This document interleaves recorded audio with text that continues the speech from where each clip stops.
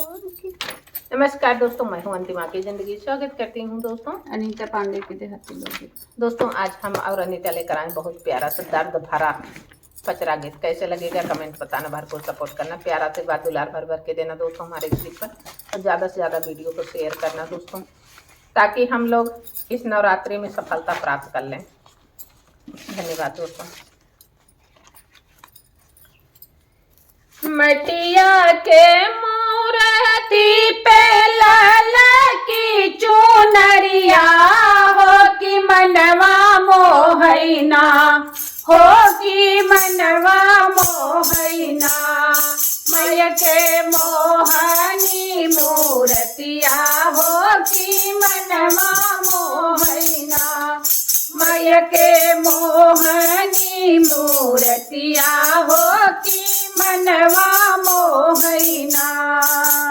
केसिया में सोहै चमेली के मांजरवा हो कि मगिया सोहैना, हो कि मगिया सोहैना। मैया के लाल रंग से दूरवा हो कि मगिया सोहैना, मैया के लाल रंग से दूरवा हो कि मगिया सोहैना।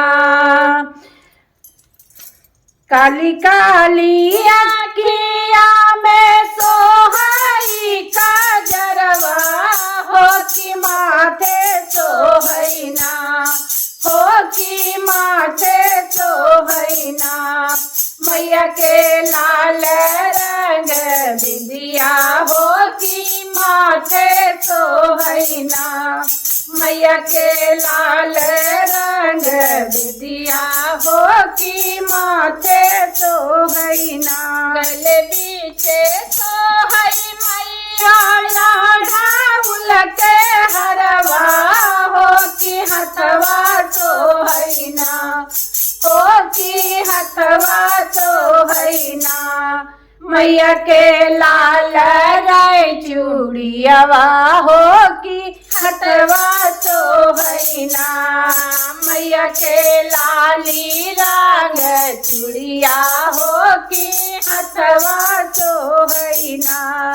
चांदी के छागल मैया चमा चमा चमकै हो के पौआ सोहैना, हो कि पौआ सोहैना। मैया के लाल रंग महावर हो कि पौआ सोहैना, मैया के लाल रंग महावर हो कि पौआ सोहैना। तोरहु सिंगार माई के रूपवा सजावई हो कि मनवा मोहैना, हो कि मनवा मोहैना। माई के मोहनी मूर्तिया हो कि मनवा मोहैना, माई के मोहनी मूर्तिया हो कि मनवा मोहैना। मटिया के मूर्ति पे लाला की चुनरिया हो कि मनवा मोहैना, हो कि मनवा मोहैना।